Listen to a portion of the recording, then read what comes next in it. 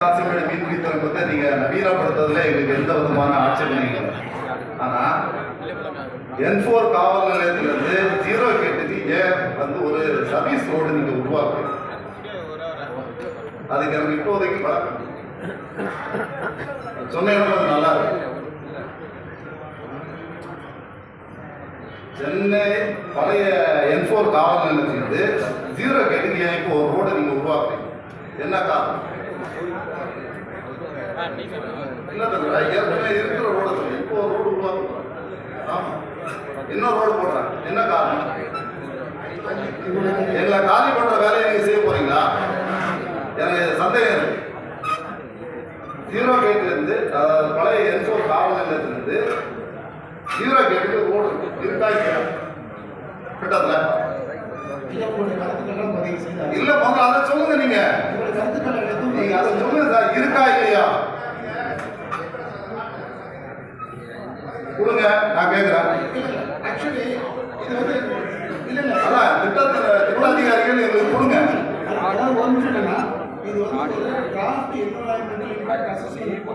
நீங்க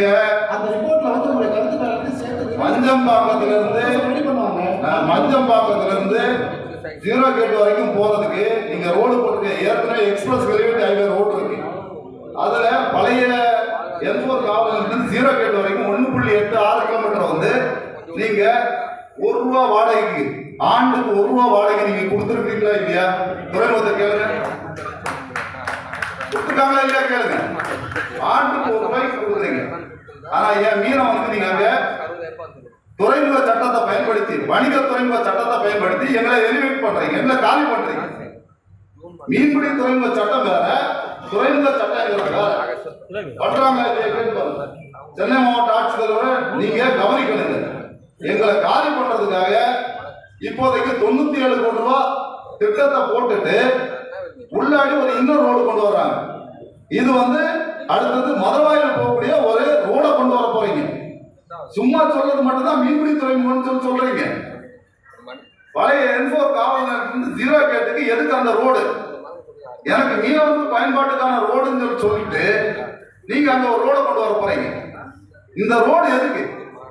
ஏற்கனவே சென்னை உயர்நீதிமன்றத்தில் வழக்கு இருக்கு. மீனவர்கள் தங்கு தடையின்றி போறதுக்கு நீங்க எந்த விதமான இதுவும் தடை பண்ணக்கூடாது.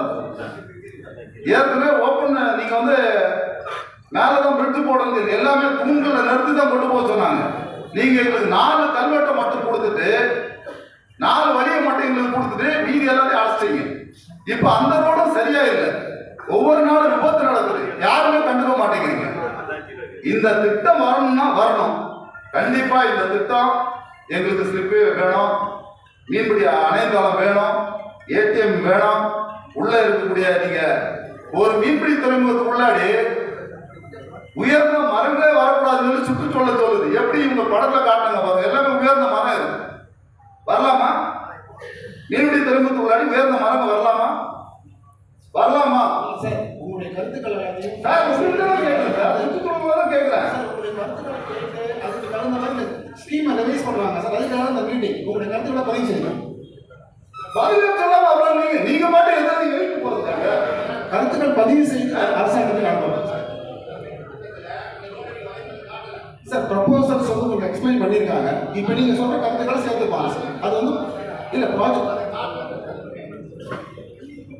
அடுத்து உங்களுடைய கருத்துக்களை சுருக்கமாக பதிவு பண்ணுங்க.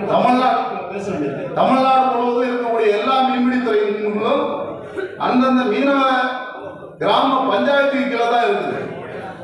லோக்கல் இருக்கக்கூடிய வில்லேஜ் பஞ்சாயத்து கீழே தான் இருக்குது. சென்னை காசிமேடு மீன்பிடி துறைமுகம் தான் மேனேஜ்மெண்ட் குழு கீழே இருக்குது. அதனால எந்த வசதியுமே, அடிப்படை வசதி, ஒரு குப்பையை கூட அகற்றதுக்கு அங்கே ஆள் இல்லை. குப்பை எடுத்து போட்டா கூட எடுத்துட்டு போறதுக்கு மாநகராட்சி கிட்ட பணம் கட்டி எடுத்துட்டு போறது கூட இங்க ஆள் இல்லை. ஆனா எல்லாமே நடக்கிற மாதிரி நீங்க காட்டுற படம் எல்லாம் இருக்கு, எல்லாமே இருக்கு. எல்லாமே நீங்க வந்து செய்ய போறீங்க, அது எந்த இது இல்லை. இந்த ரோடு எனக்கு எதுக்குன்னு சொல்லி சொல்லுங்க. நீங்க அந்த ரோடு போடுறது முழுக்க இன்னும் கொஞ்ச நாள்ல மீனவராக சேர்ந்து காலி பண்ணுவீங்க, இந்த துறைமுகத்தை காலி பண்ணுவீங்க. உங்களுக்கு வந்து 97 கோடி ரூபாய் பெரிய காசே கிடையாது இந்த திட்டத்துல.